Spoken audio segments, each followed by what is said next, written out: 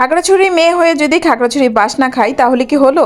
আজকে আমি সবচেয়ে মজার একটা রেসিপি করে ফেলেছি, বাঁশকুড়ুল দিয়ে মুরগি। এই রান্নাটা আমি খেয়েছিলাম আমাদের বাড়িওয়ালা আন্টিদের ঘরে। তারপর থেকেই মনটা খুঁতখুত করতেছিল যে কখন বাঁশকুড়ুল দিয়ে মুরগি দিয়ে রান্না করব। আন্টি রান্না অনেক মজা হয় মাশাল্লাহ, না হলে আবার নজর লেগে যাবে। তারপর আর মজার মজার খাবারগুলো খেতে পারবো না। প্রথমে আমি বাঁশকুড়ুল গুলাকে একদম ছিলে নিয়ে ভিতরে যে নরম অংশটা আছে সেটা আমি কেটে নিয়ে সিদ্ধতে দিয়ে দিলাম। তারপর দিয়ে দিতে হবে পেঁয়াজ কুচি, আদা রসুন আর হলুদ মরিচটা একটু বেশি করে দিতে হবে। আর আমার কড়াইটা যেহেতু অনেক পুরাতন বারবার লেগে যাচ্ছিল, একটু করে পানি দিয়ে নিয়েছি। তারপর দিয়েছি মুরগির মশলা। এই সব কিছু নাড়াচাড়া করার পর আমি লবণ দিয়ে মুরগিগুলাকে দিয়ে নিলাম। তারপর এগুলাকে ভালো করে নেড়েচেড়ে একদম কষানো হয়ে যাওয়ার পর তারপর আমি বাঁশকুড়ুল গুলাকে দিয়ে ভালো করে নেড়েচেড়ে নিলাম। এই রান্নাতে একটু মশলাটা একটু বেশি বেশি করে দিতে হবে, আর পেঁয়াজ কুচিটাও কিন্তু অনেক বেশি করে দিতে হবে। যারা বাঁশকুড়ুল খাননি তারা ঠিক এইভাবে রান্না করে একবার ট্রাই করে দেখতে পারেন। এটা কিন্তু মারাত্মক মজা। আমার কাছে এত ভালো লাগছিল যা বলার মতো না। আমি তো 2 বার করে ভাত খাইছি, আর আমার বোনকেও আমি মিস করতেছিলাম।